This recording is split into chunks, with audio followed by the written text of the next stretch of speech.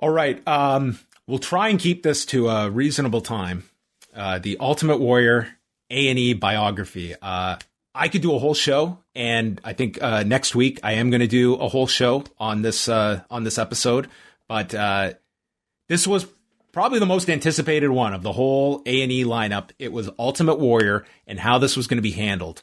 And I can't give you like a definitive reaction I had after, but I will say for about an hour afterwards, I was still thinking about this documentary. And I was, first of all, I thought that this entire documentary, I think it was almost impossible for it to achieve what people would want to see out of a fully 360-degree view of Jim Hellwig, Ultimate Warrior. And I thought by the end of it, it just seemed like they were trying to touch on a lot of the more controversial elements, but to me, there was a limit of where they were going to go. And I mean, they had some examples. I think they omitted quite a lot that I think would have painted Warrior significantly worse. What comes to mind for me is like, especially for a captive wrestling audience, what's really going to strike a nerve is what he said about Bobby Heenan when he was battling cancer.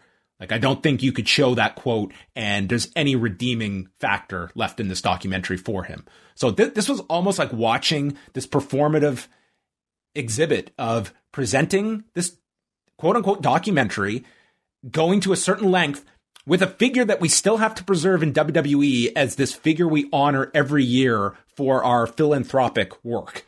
So it became like this interesting experiment of what this was going to be. I thought by the end of this, it just felt very jumbled throughout the last half hour of where they were going, what they were touching on, what they were not going to touch on. And I don't know what to make of it. I thought it was an attempt, but I also found one that really did not, I didn't feel great about it. I'll say for me, I felt like they revealed a whole lot more than I was expecting going into it. Even having seen the previews for this, knowing that they are going to touch on, his dark side, I felt like they revealed more than I was expecting. Like for me, I'm just maybe thinking from the perspective of somebody who maybe wasn't aware of this stuff and was, or maybe loosely, maybe just like knew about the Ultimate Warrior, maybe from the Warrior Award, or maybe just from their childhood. And then they turned the show on and, they presented to you that the man had a very controversial, probably series of like public speeches, but they specifically focused on one that he gave to this college where, in full quotes was like this whole debate that, I shuddered to even call it a debate. But, the portion that they show where, he's talking about, his views on homosexuality. If they let that tape run during that Q&A portion, like it gets worse where the individual that is calling him on this, like Warrior ends it at the end, like with a comment to the effect of like, don't forget your towel. And this place then there's one guy who is just livid at this comment that is, and I'm sure many in that room felt the very same thing. Like it's very ugly. At the same time, like you almost got the sense, especially Dana Warrior, it's like, I think you try your best to sympathize with a widow here that is obviously coming at this from the perspective that she is, in her mind, preserving the legacy of her husband. And I think that's the position you knew she was going to be in. I just think that that's a very difficult task to pull off. And the idea that, well, he was going through this phase where he was in love with talk radio, and this speech at UConn was, they almost painted it, or she did, as like this, he messed up. Well, if you were following what this guy was writing on a pretty regular basis, and they did have some of the screenshots of them, and believe me, they could have gone into a lot more of it. I'm sorry, but I don't think you can just excuse stuff by, well, he was a complex individual, or he was influenced by this. It was all these things he said. There was never a public apology. And I'm sorry, I can't look at someone who is talking about, taking glee in someone suffering from cancer. It's like there becomes a line where I'm sorry, but it's not like he used any of his platforms to ever ask for forgiveness for any of this, to ever clarify this. And it's kind of left, maybe unfairly, that his family's now in this position where they have to explain this stuff. Totally. It's a terrible position to be in if you're a family member of somebody who has such a public stain. I can't really sit here and be like, defensive of that. And I think you're absolutely right, John, to like be skeptical about the sincerity of maybe, anything that was presented on this. And a big part of that is because we never had that public apology. And because we never had that resolution, there will always be this hanging question about what the man truly felt. His family can tell us one thing, and, maybe if we are already believing one thing, like for somebody who maybe was exposed to who's read, and seen that entire speech or has read a lot more of those posts like you have, it's probably going to be extremely difficult, maybe impossible to like sway your opinion. At the same time, like I wouldn't hesitate to like completely shut the door that she would be telling the truth. And this is where I myself is like, I'm thinking like, certainly when we look at these WWE produced shows, they are focusing a lot more on like, for the most part, especially if they have a vested interest on the happier side, or at least like the more positive side, the fluffier side, you could even say of the ring, the fluffier side of the ring. Whereas the other show, of course, focuses more on the negative. So is one necessarily more truthful than the other? Perhaps, but I don't think it completely negates the other either. There could be truth in both, and maybe one could be more negative than the other. Maybe one can be too positive than the other. I at least, I'm willing to be open-minded to consider much of what was presented here and said by somebody like Dana Warrior to be at least her truth. Yeah, I think that's, we're in this sea of like big documentaries with important figures, like going beyond, like you can include the Vince McMahon one in this, but like last year with The Last Dance with Michael Jordan, there's the upcoming same one producer, by the way, as this. That's right. The Tom Brady one as well. It's like, to get these gigantic subjects, their production companies or they have an association with them. You don't have Michael Jordan's production company, you're not getting The Last Dance. And that's the trade-off is, do you at least move forward? It's better than nothing. Like if WWE wasn't on board, you're not getting these. And maybe to wrestling fans, these are not important, but the Vince McMahon one, for instance, there's going to be a ton of interest in that, but it comes with WWE involved in it. So you have to look at it like as transparently as you can, that listen, there is involvement here. This is not a quote unquote independent look at a subject matter. And for some of these figures, it's like, if you want their participation, well, they are going to have some kind of role in all of this. True. Yeah, absolutely. I suppose again, though, just because somebody isn't involved doesn't necessarily make that product the truth either. It raises that exact question that you have to be skeptical when you're watching it. And I think we can look at, these A&E documentaries, like you can see, certain elements that have been omitted. And I would say like, even like in this documentary, and I sent out the tweet, but certainly you can look up a lot of the work that David Bixenspan has uncovered. Like a lot of the documents you saw supporting like his release, the 91 SummerSlam stuff, like that was stuff that David has reported on and put out there. And like the SummerSlam thing, like it's presented as though Warrior is like giving Vince this ultimatum and holding him up for money. And it's like, not to say it was probably like the easiest negotiation, but like for the sake of clarity, it's a fax from Warrior that is sent July the 10th. Okay. This is we're talking SummerSlam is the end of August. So, a month and a half. And he is listing off like what he wants, including like that $550,000 figure is tied in as his payoff that he feels he's owed from WrestleMania 7. And yes, he lists all these demands. Vince McMahon sends him a fax 3 days later agreeing to all of this in writing. And then the suspension is delivered at SummerSlam, and Vince McMahon believing he doesn't have to accept any of the demands because I agreed under duress.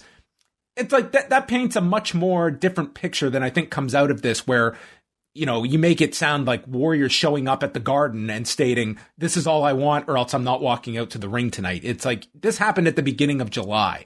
And I mean, there's lots of different things you can go to. I don't want to be completely negative on this. I thought that this was a pretty interesting look at this individual, the upbringing that he had. I thought his mother was a great choice to have in this, who I don't know if she has done any interviews prior about her son. And that apology video that they uncovered was unbelievable. Yeah. Like incredible. That story is out there, but that video has not been. And again, to just quickly recap that story, is a station manager with one of the affiliates that the WWF had. The manager's child alleged that he went up to the Ultimate Warrior at an airport and was blown off by Warrior, which is a story you can totally buy. But Warrior was adamant, that was not me. I did not do that. However, Vince McMahon films this apology, and you can see like Warrior is about to explode on the screen as he can't even get this out. And I think you look at it that, man, this is a guy that you can take him at his word or not, whether it was him or not. But I mean, the fact they had this video, to me, everyone will focus on the Warrior in this video. I was captivated by Vince McMahon producing him here. It's all a work. It's all a work. And that to me is what, in some ways I was amazed they ran this, but it was fascinating video. Well, that was the other thing too. I thought the whole thing I felt was a lot more revealing than I was expecting for a WWE led production. You know, the fact that they would showcase Vince McMahon in several of these lights, and you know, you mentioned maybe some of the details of that contract dispute at SummerSlam were omitted. I didn't think what they presented made Vince look good at all. I thought he already looked pretty bad coming out of this. So, it was certainly more. Maybe it softened the blow, but like I thought it definitely wasn't the treatment of like the self-destruction DVD where they painted it much more anti-Warrior than this. But I still felt they left out key details, which I mean I don't know. I mean, I come out of this like feeling the same way I've always felt about Vince. You know, he's a bit of a ruthless, like kind of a boss. While at the same time, you know, you can understand his motivations. You can understand why he would I found him actually presented to be quite vengeful, which is not like a nice character trait. But like even I suppose with Vince was like, oh yeah, that was me when I was younger, is how they were kind of. He was nuts, and back then I was. I'll say this: I've been very down on Vince McMahon's participation in these documentaries. This was his best. His most insight that we got. I thought it was a great question, or more so a great answer too, from Vince when I'm sure this was almost given as like a softball to him. Did you consider the Ultimate Warrior like a son? And, you know, for an A&E production, we're involved with the Warrior. Vince very much could have just given a very nice answer that I looked at him like that. Vince like paused, thought, and no, I did not look at him like a son. I have one son. You know, it's not to say Vince is like the most engaging figure, at least what you would expect or hope out of a Vince McMahon in these. But this one, I did think we got the most out of him by far of any of the A&E pieces. He doesn't necessarily, I mean, he does come across to me like a bullshitter, but I guess not when it comes to like sappy stuff like that. The whole documentary actually kind of like almost like presented this narrative of like Jim Hellwig, you know, missing a father figure in his life, missing a childhood, and looking at the WWE and therefore Vince McMahon as sort of his surrogate father. And when he was rejected by Vince, they kind of like almost like draw the thread by saying how him being rejected by Vince led him to this downward spiral, which eventually led him to conservative talk radio and this entire thing. But it was not which just was that, a narrative that, like, I'm not going to dismiss. Like, I don't know the Ultimate Warrior, did not know the Ultimate Warrior, but it was like, it's like they had crafted this whole explanation of all this, but it's like, we never heard the Warrior state that, you know what I mean? It's like, and we didn't hear Dana Warrior talk about that either. It's kind of like, was this, because this is a guy that sounds like he was pretty closed off to many people in the wrestling industry who suddenly had this deep psychological explanation of the Ultimate Warrior and what I mean, and it could be true, it could be not. It's just, you know, you have to somewhat take these things for what they are. In the end, this is like a 90-minute thing that they have to like condense a you know, person's 30-year career into like one, you know, thread that you can, you know, understand it via story. So, yeah, some footage that they just, can you imagine like the video catalog like that exists that hasn't even been touched in years that the WWE has? They're running tape on like everything.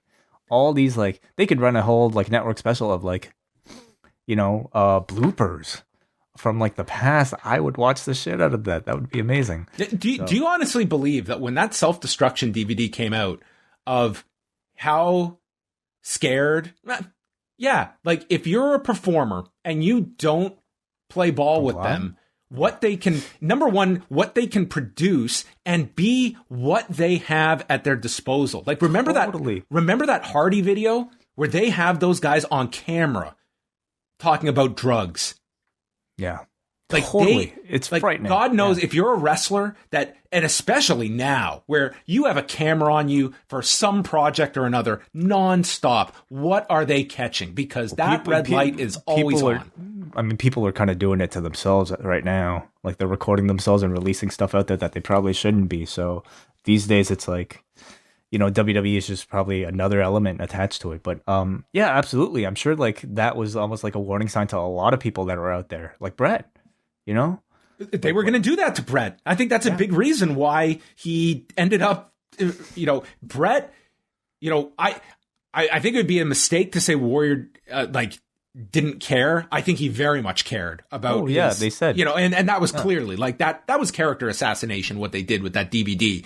Mm-hmm. With Brett, multiply that by 1,000, because there was no way Brett, like, that was what Brett had always dreamed of, was an anthology on his career. And the fact the company was going down that path, they were going to put out the, you know, Screwed, the Bret Hart story. And that is what got Brett to do that DVD.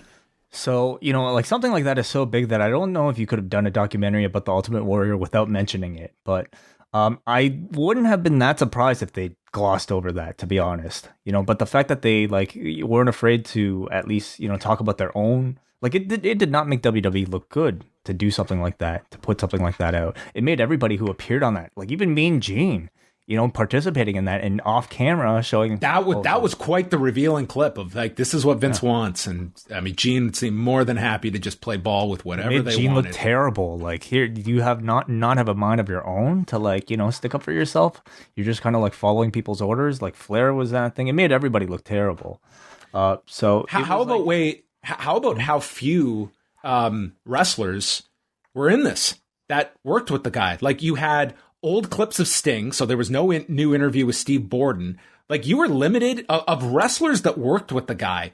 Lawler's on there for a cup of coffee talking about when he came to Memphis. You do have some Hogan clips, which I don't know if that was new stuff or not. Like, you were heavily relying upon, you know, Shane McMahon, a lot of, like, different media people that, like, way more than usual. Like, typically these A&E ones, it's one or two. This one had Rosenberg, Roberts, Dave Meltzer's in there. David said he was interviewed for hours for this thing. He couldn't have been in there for more than 60 seconds. No, he wasn't. And it wasn't really about anything, like, I don't know, that you would expect Dave to, like, you would want a Dave Meltzer to talk about. If I recall, it was just something about his career that wasn't all that. It was just about the opponents for right after Mania being limited to. That was a weird part, because Dave's talking about them not having opponents ready for Warrior, which they didn't. It was Mr. Perfect and Rick Rude. And then they're cutting to the other guys talking about Jake and The Undertaker, which weren't till 91, which I've watched. Yeah. Including Vince Russo. Somebody in the Hansi's bringing up in the chat room. Vince Russo was in this, and I have no idea why. I would imagine I would think for sure that Russo was interviewed for probably the Foley one coming up next week. And they just loved this guy's delivery and it made it into this. Cause dude, Russo never worked with the guy and he's talking about the pressures he felt in the locker room. It's like, you were never in a locker room with this guy. He was on the magazine when Warrior came back in 96, but he wasn't in a creative role in 96. And then never, like, they never worked together. So Russo was a puzzling one to me too. And I can only imagine that they found this guy charming when they interviewed him and asked him some Warrior questions. Because I'm sure, and rightfully so, that he'll be in the Mick Foley one next week. Sure. But, you know, going back to sense. Well, also just going back to like what you're saying about like, you know, them not talking about wrestlers he worked with. Who is around that would be available? I mean, anyone off of yes, there's definitely been a lot of people that passed away, but you can look at, a Ric Flair for one, like not here. Like think Bret Hart, like guys that were at least in the locker room with him during his rise and during his peak. Mm-hmm. Like, yes, a lot of them have died, but not all of them. Maybe it just, further illustrates how like maybe the most controversial or interesting aspects of this man's life were not necessarily in ring, and maybe more so either with him in management or maybe him outside of the ring. Yeah. So, I mean, the dark side of the ring, like I understand, like it's not going to be going into all of this stuff. Like a lot of it is heavily centered around kind of his, as a chiropractor that gets into wrestling. And a lot of it is involving his first wife, Sherry Tyree. That is the main interview subject. So I wouldn't look at it like it's going to be the same as subject matter as this. Like, I'm sure there's going to be some overlap, but I don't think it's going to be, the response to this one. Oh no, I don't even know if they would have been aware of like what the other was doing. I am curious to see like what maybe specific subjects Dark Side of the Ring focuses on. They did already drop like a brief clip. It was of Warrior's first wife, talking about discovering his infidelity while he was on the road, and a really heartbreaking story. So we're gonna get a really full look at this man's life by the end of this week. Yes, so that is coming up, and yeah, I'm probably going to do a show on this next week with a guest. So we will probably be chatting more about the Ultimate Warrior. There's a lot more that we could go into here, but we should move on over to Raw. How about that line from Hulk Hogan? Which was what? Him and Warrior having the reconciliation at WrestleMania. That tape should have never happened, bro. I was like, wow, what a line. What a line from Hulk Hogan. Yeah. The other regrettable tape he was part of.